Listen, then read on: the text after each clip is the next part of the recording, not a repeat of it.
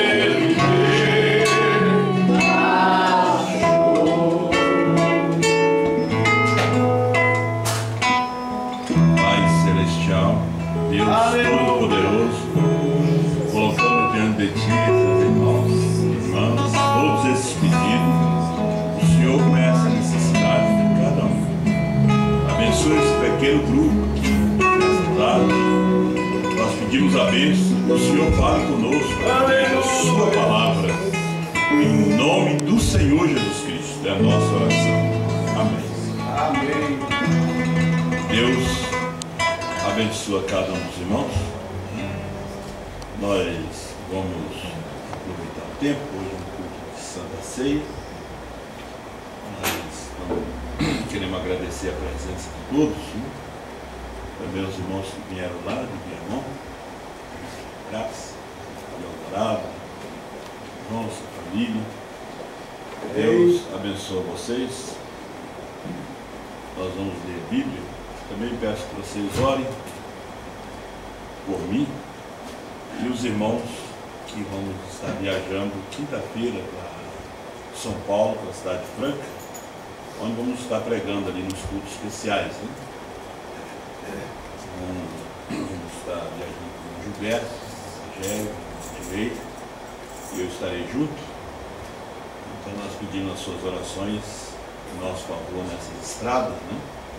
A gente vai no carro do Gilberto, mas domingo o pastor Damião vai estar aqui, sábado ali em Santa Maria do Eval.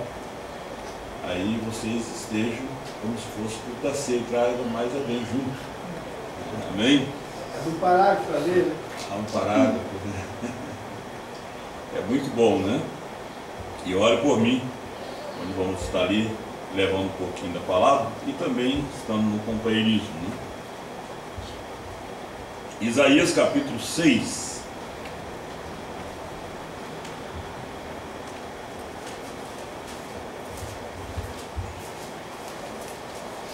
Romanos capítulo 8, também verso 28, diz que todas as coisas contribuem para o bem daqueles que amam a Deus e são chamados segundo o seu propósito. Meu carro ficou essa semana toda na oficina e depois tudo estava pronto, tudo direitinho. Eu vim com ele,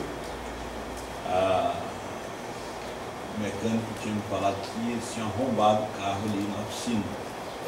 Aí quebraram os alto-falantes, levaram os documentos do carro, no escuro ali. Não levaram tudo, né? Mas levaram os documentos. E a gente vê Deus em tudo. Você sabia disso? E às vezes você nunca deve desesperar. Você deve sempre lembrar de Jó. E Jó foi os filhos, 10. Se a pessoa 10 caixão dentro de uma igreja, às vezes hoje, né, você perde o documento, você vai se estressar. Eu estava conversando com os irmãos de Santa Maria do Eval, às vezes nós começamos a pensar em novo nascimento. Será que nós já nascemos de novo? E quando nasce de novo, aquele amor tem que estar dentro do seu coração. E o amor suporta tudo. E quando o crente não suporta tudo, não diz assim que o amor suporta algumas coisas. Diz que o amor tudo suporta. Amém. Tudo crê. Né? Tudo que o profeta falou, você crê. Você não vai crer em tudo que o diabo falou, mas tudo que o profeta falou. Então há coisas que acontecem na nossa vida. Às vezes a pessoa fica desesperada. Você não deve desesperar. Porque nós vamos pregar o Evangelho aqui hoje, uma mensagem, lendo, né, buscando a inspiração de Deus, que tem que haver uma inspiração, mas às vezes a mensagem sai bonita. O povo pede o CD, o DVD e leva, mas às vezes essa mensagem tem que ser pregada lá fora. Mas ela não pode ser pregada em livros, você sabe que pouca gente vai ler os livros, pouca gente vai escutar o CD, mas existe um livro, existe um CD que as pessoas escutam. É a mensagem da nossa vida. É os trovões da nossa vida. Não é os trovões do CD, né, que nós pregamos e trovejou mesmo, né? Porque tem que trovejar na nossa vida. Às vezes você se irrita com o homem do mercado, da loja, da telefônica, né? Aquelas pessoas que ligam quase o dia todo, te oferecendo cartão. Às vezes você vai se irritar. Mas as pessoas têm que chegar e dizer assim, como aquele homem disse lá no bar. Eles disseram, hoje é só um fingimento, não tem mais cristão. Ele disse, não, para aí, na minha casa tem um, que é a minha esposa. Eu sou Pedro mesmo, eu não valo nada, mas ela... Então, a pregação do Evangelho tem que ser na vida. A pregação da mensagem é na vida. É verdade, aleluia. É que hoje nós nem pregamos mais o Evangelho, nós pregamos a revelação. Porque o Evangelho hoje foi revelado, a Bíblia foi revelada, só que é em nossa vida, gente. Hoje nós temos muitos grandes pregadores, abrimos a internet, está cheio de pregadores, e você pode comprar pregações de muita gente. E a vida?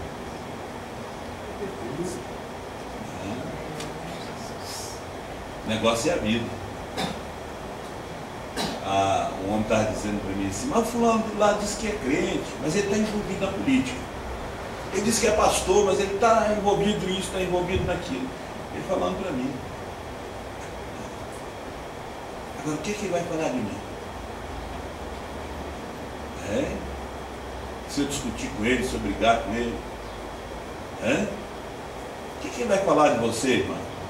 O que aquela mulher vai falar de você? Você discute, você briga, você xinga. Que mensagem você está transmitindo? Você está dizendo, eu sou da mensagem do profeta. Você está mentindo. Essa mensagem tem que estar na vida. Amém. Por isso você tem que nascer de novo, disse o irmão Branham, na união invisível, da mensagem da hora. As pessoas olhavam no irmão Branham e diziam, que vida! Jesus era uma vida. Os apóstolos eram uma vida. É a vida. A mensagem tem que estar em carne. Isso é a mensagem em carne. Então a gente pensa nisso aí. Nascemos de novo. Transmitimos aquilo. Transmitimos 7 trovões, transmitimos um novo nome. Aí de repente o mecânico deixa uma chave dentro do seu carro. Aí você diz, essa chave, deixa aí mesmo. Não, você vai lá e entrega. Eu não falo na mensagem. E a moça passou 50 centavos a mais para você de troco, você entrega. Por isso é bom você conferir o troco. Porque Satanás pode pegar nessas coisinhas pequenas. Você tem visto lá o meu servo Jó? O senhor cerca ele ali. Olha o tamanho da igreja dele. Olha só as entradas de dízimo dele. Não, vai lá e tira. Vai lá e estraga esse carro. Coloca a mulher contra ele. Isso aí é o testemunho de Deus dando de você para o diabo. Aí Satanás desce. Aí começa a te mexer. Aí você começa a glorificar o Senhor, louvar a Ele. A mulher vai, o filho não vai, e o marido não vai na igreja, mas a mulher vai. Está sendo testado. Deus colocou Satanás no seu encalço. Porque Deus confia em você. Sabe que você não vai envergonhar ele. Ele sabe, você não vai envergonhar ele. Às vezes está o cliente lá no hospital, lá, né? Aí passa o trinitariano, ora por mim. Passa o adventista, ora por mim. Aí vem as freiras e o padre diz, não, eu quero sair daqui. Tem crente que tem oração da freira, do padre, o que passa ali ele quer oração. Agora o verdadeiro não, o pastor já veio aqui e já orou. Eu não estou doente. Isaías 53, ele levou sobre si as minhas enfermidades. Mas tem pessoas que estão lá, tudo que passa ali tem que botar a mão nele, espírito. Aí você não é cristão. Como é que Deus pode confiar em você? Dizer, Satanás, vai lá, toca nele, toca nos filhos, nas filhas, na mulher. Não, e Deus vai se envergonhar. Deus sabe que você não vai aguentar aqui. Agora, tem cristão que Deus sabe que ele aguenta mesmo. Amém? Isaías capítulo 6.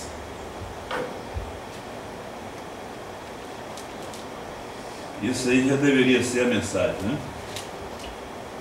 É, irmão João? Eu disse para o João que eu ia trazer uma mensagem aqui. Se não trouxer toda ela hoje, aí eu trago lá de São Paulo. Isaías 6.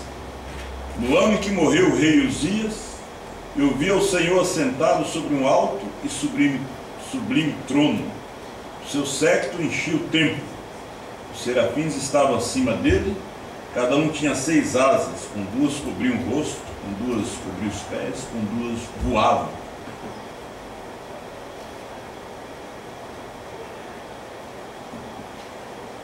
Clamavam uns para os outros, dizendo, Santo, Santo, Santo é o Senhor dos exércitos, toda a terra está cheia da sua glória. Os umbrais das portas se moveram com a voz do que clamava, e a casa se encheu de fumaça. Então disse eu, ai de mim que vou perecendo, porque eu sou um homem de lábios impuros, e habito no meio de um povo de impuros lábios. Os meus olhos viram o Rei, o Senhor dos exércitos. Mas um dos serafins voou para mim, trazendo na mão uma brasa viva que tirara do altar com uma tenaz. E com ela tocou a minha boca e disse, eis que isso tocou os teus lábios, e a tua iniquidade foi tirada, e purificado o teu pecado. Depois disso ouvi a voz do Senhor que dizia, a quem enviarei e quem há de ir por nós? Então disse eu, eis-me aqui, envia-me a mim. Então disse ele, vai e diz a este povo, ouvis de fato e não entendeis, e vede em verdade, mas não percebeis.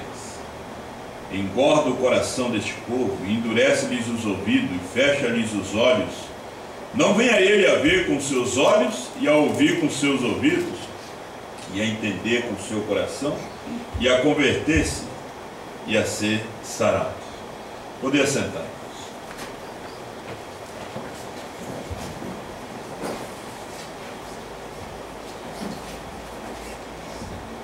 A valentia de um homem.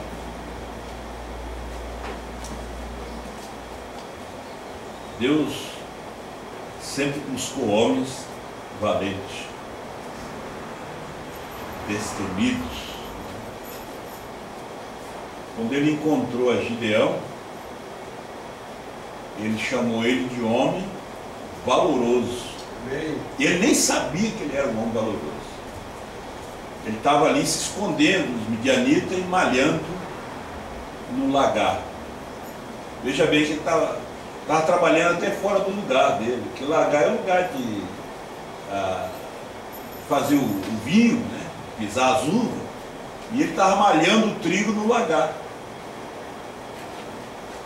Vê a condição que estava Israel. Um homem valoroso, fora do seu lugar. Agora Deus encontrou ele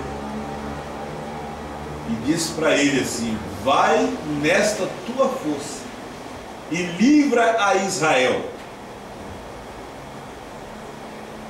difícil hoje para as pessoas é reconhecer a mensagem do dia.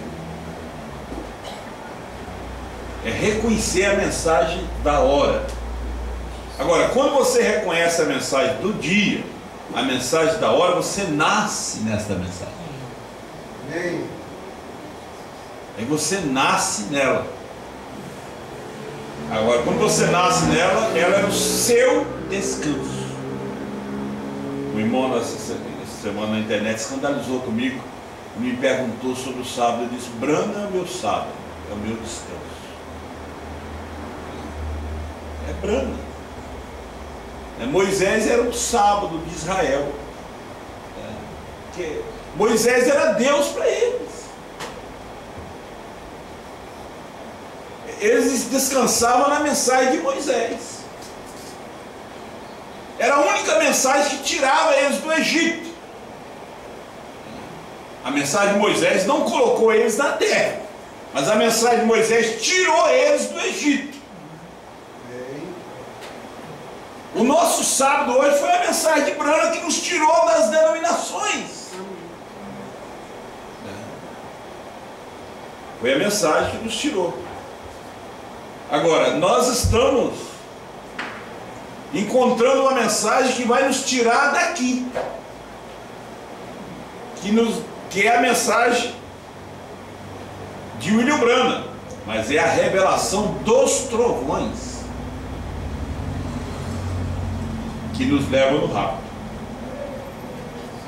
Porque Moisés tira Israel do Egito e Josué introduz Israel, entra com Israel na terra. A mensagem que eu preguei aqui não faz muito tempo, que Deus mostrou para Moisés tudo, toda a terra, e disse: só que você não vai entrar. Olha, há muitos ministérios que vieram até o deserto, que viram os selos, viram as eras, viram os trovões, viram o novo nome, só que não entraram. Porque no tempo que era para eles entrarem na terra, foi um tempo de chuva, de tempestade, um tempo perigoso. Nós vivemos agora em tempos perigosos. Talvez alguém podia dizer assim: mas Josué, será que não dá para gente esperar a chuva passar, o rio abaixar também? Porque o rio baixando ele passa de a pé, porque o rio Jordão é um rio raso. Mas a enchente era tão forte que estava carregando árvores, casa, começa a ser enchente que daí. E saiu aquele povo marchando no meio da chuva. E o Jordão se abriu. Eles não saíram com tempo bom. O Jordão se abriu.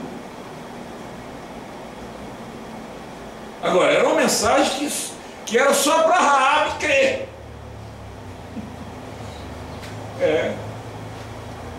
Hoje é fácil de crer. Hoje é fácil de crer que Jesus, o Filho de Deus, morreu na cruz. Tu crê hoje. Até o Papa crê que Jesus é o Filho de Deus, morreu na cruz, ressuscitou ao terceiro dia. Mas essa não é a mensagem da hora, não é a mensagem do dia. Essa mensagem já passou. Essa mensagem não prepara para o rapto. Essa mensagem veio para te redimir, para te salvar. Sabemos que a salvação é um processo. Agora, como disse Isaías, quem creu na nossa pregação? Na nossa. Temos que observar uma coisa aqui. Quem creu na nossa pregação? Que ali já não era a pregação de Moisés. Quem creu na nossa pregação? O livro de Isaías é uma mini biblioteca, uma mini bíblia, 66 capítulos. Começa com a criação, termina no Apocalipse. Esse é o livro de Isaías. É o livro mais lindo da Bíblia. O livro mais completo. Mas nos dias dele, quem cria nele? Um homem que andou nu no deserto 3 anos. Quem é que cria nele? Ele? Nua, talvez cabeludo, sujo. Aí ele vem na cidade e prega com a virgem e ganha um filho. Hoje é fácil, a igreja passou. Né? Mas naqueles dias, você pensa que o sacerdote cria Isaías? E o Isaías era o homem que estava realmente ao lado do rei. Ele cresceu com o rei Uzias. Foi jovem junto com ele. Ele foi um homem que se apegou demais no rei. A influência de um homem sobre o outro. A influência, o irmão Brana prega essa mensagem. E a vida do rei influenciou em tanto que eles foram jovens, cresceram juntos, que estava atrapalhando o ministério de Isaías como profeta. Ele nunca tinha visto a Deus. Agora veja bem que a pregação de Isaías do capítulo 1 até o capítulo 5 é tipo uma pregação de santificação, de primeira e segunda etapa. Ele está falando de salto das mulheres no capítulo 5, falando sobre o sangue. Mas quando chega no capítulo 6, que foi o ano que o rei Uzias morreu, ele diz: eu vi o Senhor.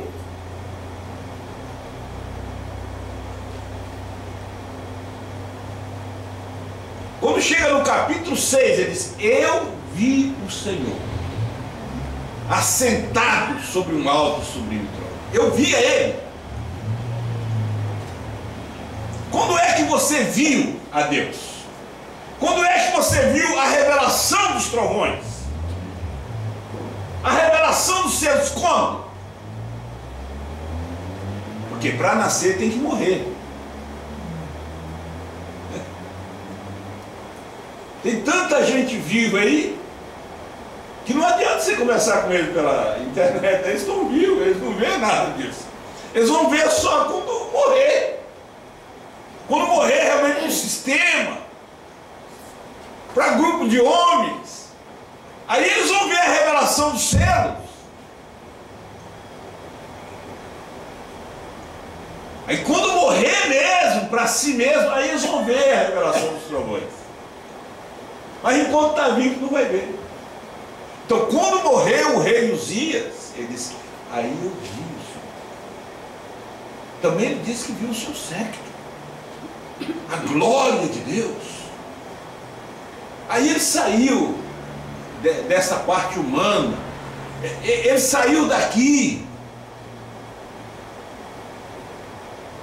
Aí ele entrou em outra dimensão, é onde você tem que sair um pouquinho daqui, né? Parar de se preocupar tanto às vezes o diabo te envolve tanto com as coisas dessa vida, seus problemas, suas dívidas, isso aí você vai ter sempre. Você pode pagar suas contas todo dia hoje, amanhã você faz outras.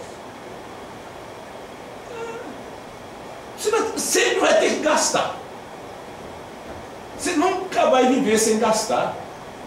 Não, nem o índio lá na mata vive sem gastar. Ele está sempre gastando, né? Está gastando flecha, está sempre gastando, alguma coisa está gastando, né? Está gastando panela de barro. Sempre você vai estar gastando. Mas você tem que começar a sair um pouquinho disso aqui. Porque as pessoas não conseguem ver essas revelações? Porque eles estão ligados muito nessas coisas aqui. Estão muito ligados em encontros, concílio de pastores. Estou envolvido com isso. Agora, quando morreu o que me influenciava, eu vi o Senhor. Você sabe que é a influência de um homem sobre o outro. E o Senhor disse: a quem eu enviarei? Quem há de ir por nós? Quem há de ir por nós? Por mim, por ti? Eis-me aqui, Senhor. Ao homem valente, ao homem de coragem ali, envia-me a mim. Para quê? Vai, prega para esse povo, mas eles não vão crer, Isaías. Já pensou Deus mandar nós pregar para um povo que não vai crer? Ele disse para Ezequiel: tu vai ser com canção de amores para ele, junto aos muros vai estar falando de ti, mas prega para eles. Assim é a vida do pregador.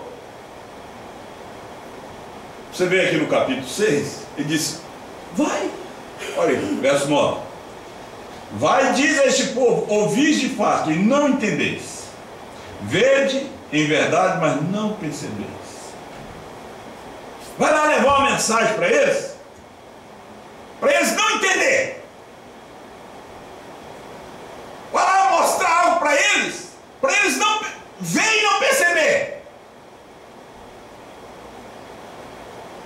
Agora, Isaías está entrando na terceira etapa, porque ele começa a falar do Cristo no capítulo 7 e 14, 9, 6, 53. Depois ele fala de novos céus e nova terra, mas o rei tinha que morrer.